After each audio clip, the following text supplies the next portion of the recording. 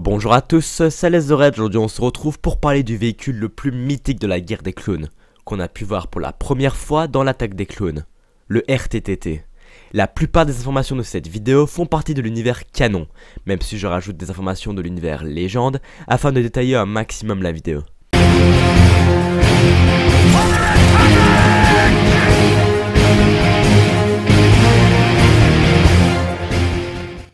Le renfort tactique tout-terrain RTTT, ou en anglais le ATTE, également appelé tank par les Clone Troopers, était un marcheur militaire polyvalent utilisé par la République Galactique pendant la guerre des clones.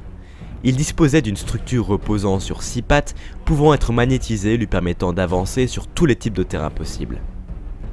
Le marcheur a été utilisé pour de nombreuses tâches, notamment le transport de soldats clones sur le champ de bataille et l'attaque d'installations ennemies.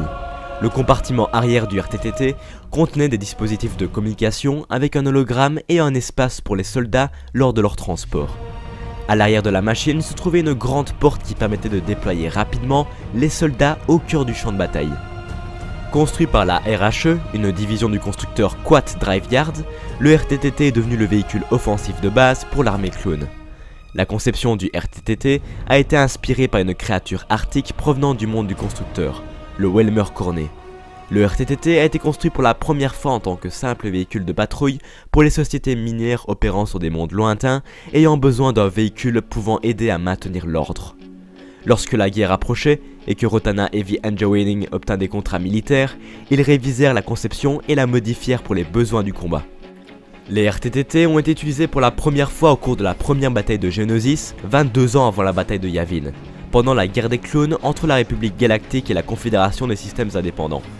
En raison du succès du véhicule dans la bataille, Rotana a conçu de nombreux autres marcheurs. Le RTTT mesurait 22,02 mètres de long et 9,57 mètres de haut.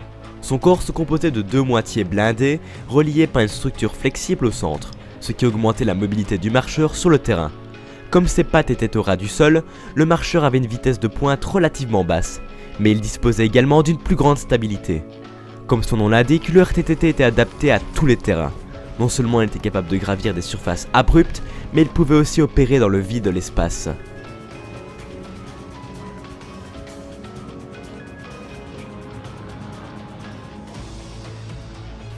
L'arme la plus puissante du véhicule était un canon à conducteur de masse situé sur la surface dorsale du véhicule, ce qui donnait au marcheur son objectif, à la fois comme véhicule d'artillerie mobile et comme char de combat.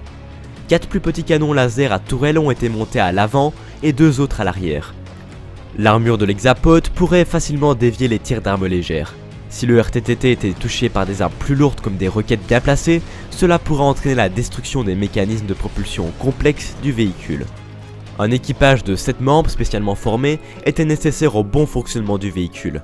Le pilote, qui était normalement le commandant du RTTT, travaillait sur les 6 jambes du marcheur, tandis qu'un observateur assis au-dessus du pilote utilisait plusieurs stations de détection pour déterminer l'emplacement des unités hostiles. Le guetteur devait ensuite transmettre cette information aux 4 artilleurs nichés dans les stations de tir situées dans la coque fortement blindée du marcheur.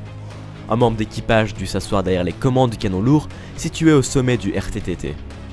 10 passagers pourraient être transportés dans chaque section du marcheur. De plus, un droïde médical IM-6 était situé à l'arrière pour un traitement médical d'urgence. Les RTTT contenaient assez de carburant pour parcourir a priori 500 km et possédaient suffisamment de rations militaires pour pouvoir tenir son équipage pendant 3 semaines dans des conditions difficiles sur le champ de bataille. Une variante du modèle de base RTTT a été modifiée pour transporter des véhicules supplémentaires. Comme on a pu le voir sur Rylot, la partie arrière du marcheur pouvait accueillir 2 véhicules BRTT en configuration de transport ainsi que leurs pilotes. Ceux-ci ont ensuite été descendus sur le champ de bataille via une plateforme d'abaissement, pouvant ainsi se déployer plus rapidement.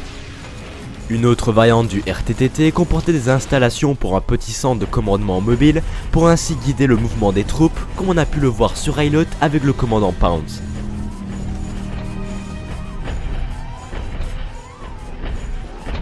Our scouts reported in from the village up ahead. The enemy's already pulled out, sir. Friendlies are all that's left, mostly women and children.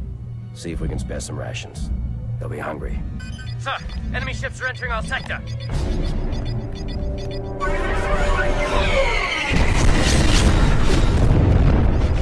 Damage report! There's no tactical damage, sir. They didn't hit us.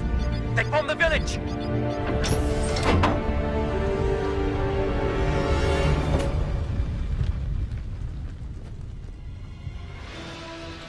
D'autres modèles ont été produits tout au long de la guerre des clones alors que Rotana continuait de modifier leur conception pour accroître leur efficacité sur le champ de bataille.